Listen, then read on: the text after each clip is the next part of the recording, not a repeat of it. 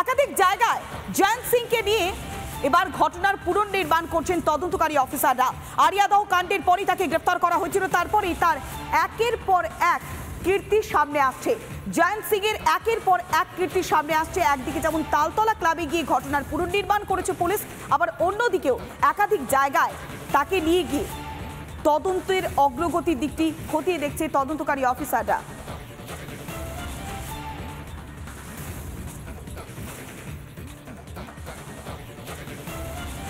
জয়ন্ত সিংকে একাধিক জায়গায় নিয়ে গিয়ে তদন্ত করা হচ্ছে, ঘটনার পুনর্নির্মাণ করা হচ্ছে।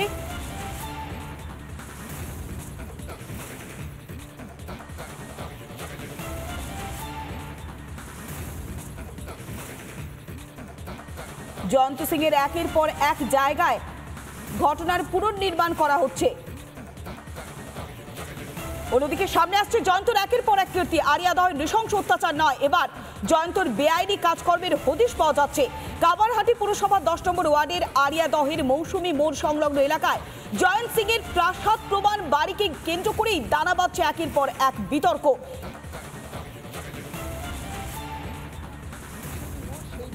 মোড় থেকে একটি ডিসপেন্সারি, সেই ডিসপেন্সারির পাশ থেকে এই যে গলি, সেই গলিটি এগিয়ে গেলেই জয়ন্ত সিং বা ওরফে জয়ন্ত সিং এর বাড়ি।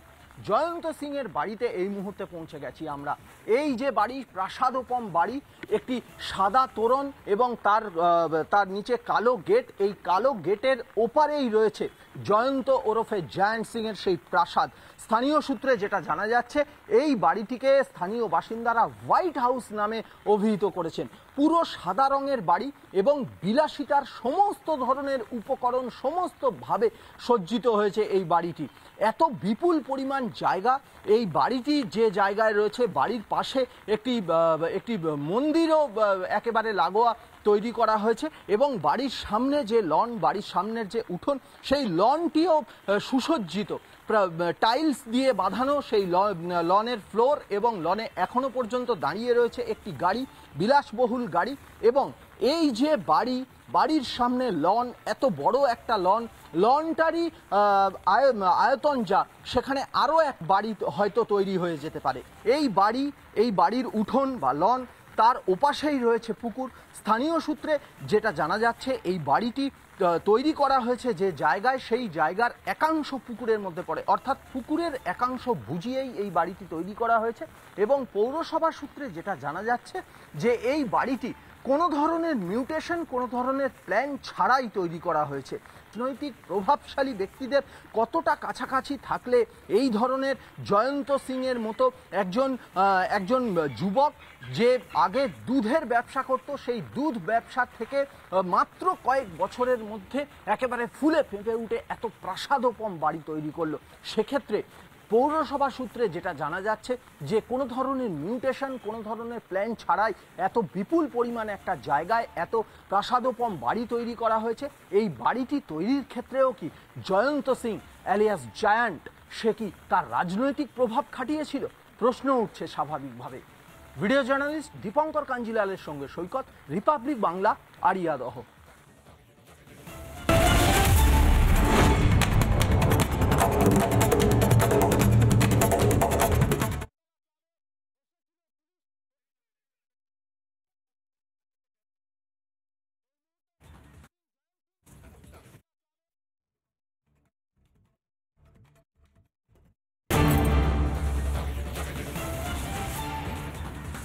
কেওড়াতলাতে বাড়ির একাংশ ভেঙে বিপত্তি, ভেঙে পড়ল বাড়ির বারান্দার একাংশ।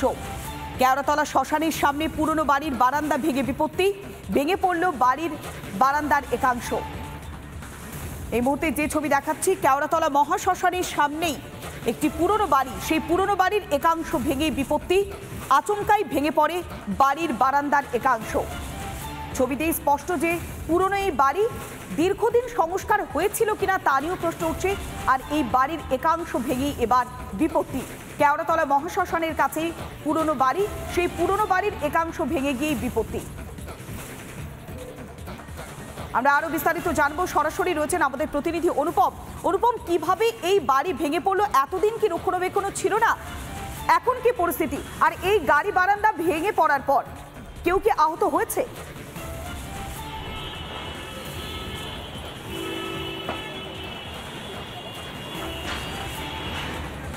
দেখো, তোমায় জানিয়ে রাখি যে গতকাল রাত থেকেই তুমি জানো মধ্যরাত থেকে এক নাগাড়ে বৃষ্টি হচ্ছে এবং সেই বৃষ্টির জেরেই বাড়ির একাংশ ভেঙে পড়েছে। এই মুহূর্তে দক্ষিণ কলকাতার কেওড়াতলা মহাশ্মশানের সামনের বাড়ির অংশের ছবি দেখাচ্ছি। বাড়ির যে অ্যাড্রেস সেটা হচ্ছে 2 নম্বর রাসবিহারী এভিনিউ। এই যে বাড়ির অংশে তুমি দেখতে পাচ্ছ ইতিমধ্যেই পুরসভার কর্মীরা তারা হাতুড়ি দিয়ে বাড়ির বাকি অংশগুলো ভেঙে ফেলার কাজ চালাচ্ছে, যেটা ডিজাস্টার ম্যানেজমেন্ট গ্রুপের তরফে জানানো হচ্ছে যে আজকে তারা সকালবেলা খবর পান যে কেওড়াতলা মহাশ্মশানের কাছে যে এই বাড়িটা রয়েছে এই বাড়ির একটা ছাদ বারান্দার অংশ ভেঙে পড়ে। এরপরে ডিজাস্টার ম্যানেজমেন্ট গ্রুপের 9 জনের টিম আসে, তারা ভেতর থেকে মোট 5 জনকে উদ্ধার করেছে, যার মধ্যে 1 জন আহত হয়েছেন, একটি স্থানীয় হাসপাতালে ভর্তি রয়েছে। তোমায় জানিয়ে রাখি এই বাড়িটিকে কলকাতা পুরসভার তরফে যেটা জানানো হচ্ছে যে তারা বিপজ্জনক বাড়ি আগেই ঘোষণা করেছিলেন। বারবার এদেরকে নোটিশ করা হয়েছিল কিন্তু যাচ্ছিল না, এরা বাড়ির থেকে বাড়ি ছাড়ছিল না, ভেতরে মানুষ থাকছিলেন। এমনকি বাড়ির নিচে প্রচুর দোকান রয়েছে। তুমি জানো যে কেওড়াতলা মহাশ্মশানের কাছেই একেবারে উল্টো দিকের এই বাড়ি, এটা সামনে রিক্সা স্ট্যান্ড রয়েছে এবং বাড়ির মধ্যে লোকজন থাকছেন, নিচে দোকান ছিল, সেই সব কিছু বন্ধ করে দিয়ে এই মুহূর্তে কলকাতা পুরসভা এবং ডিজাস্টার ম্যানেজমেন্ট গ্রুপ তারা যৌথভাবে কাজ চালাচ্ছে। কলকাতা পুলিশ এখানে রয়েছে, তুমি দেখতে পাচ্ছ। আমি একবার অমিতকে বলবো উপরের অংশ দেখাচ্ছে, জেসিবি দিয়ে পুরসভা কর্মীদেরকে ওপরে তোলা হয়েছে, যেহেতু 3 তলা বাড়ি, স্বাভাবিকভাবে জেসিবি দিয়ে উপরে তাদেরকে তোলা হয়েছে, একদম জুম করে দেখানোর জন্য বলবো। এবং যে ছাদ বারান্দা রয়েছে সেই বারান্দার যে অংশ ভেঙে পড়েছিল, বেশ ওরকম বারবার এই বাড়িটিকে নোটিশ দেওয়া হয়েছিল, বিপজ্জনক বাড়ি হিসেবে চিহ্নিত করা হয়েছিল, তারপরেও কোনো পদক্ষেপ গ্রহণ করা হয়নি। অনেক ধন্যবাদ। সরাসরি ছিলেন আমাদের প্রতিনিধি অনুপম পাত্র।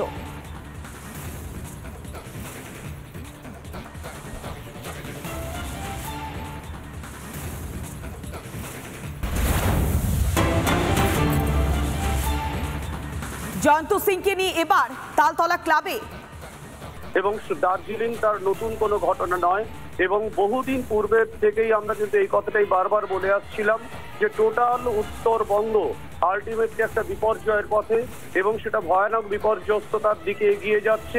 বেসিক্যালি কোনো পরিকল্পনা নেই, পরিকল্পনাহীনভাবে এই সমস্ত আরবান রিজিয়নে যে ধরনের ল্যান্ডস্কেপ ডেভেলপমেন্ট প্ল্যান গৃহীত হয়েছে এটা বাস্তবিক ক্ষেত্রে আত্মহনন ছাড়া অন্য কিছু বলা যাবে না। অধিকাংশ ক্ষেত্রে ল্যান্ডস্কেপের উপরে নির্বিচারে অত্যাচার করা হয়েছে। যদি এটা রোখানো সম্ভব হয় তাহলে মনে হয় আপনার যে এই যে বিপদটা সামনে আসছে, আপনি বললেন সেই বিপদটা অতি দ্রুত চলে আসছে, কোনোভাবে এটা কি রোখা সম্ভব?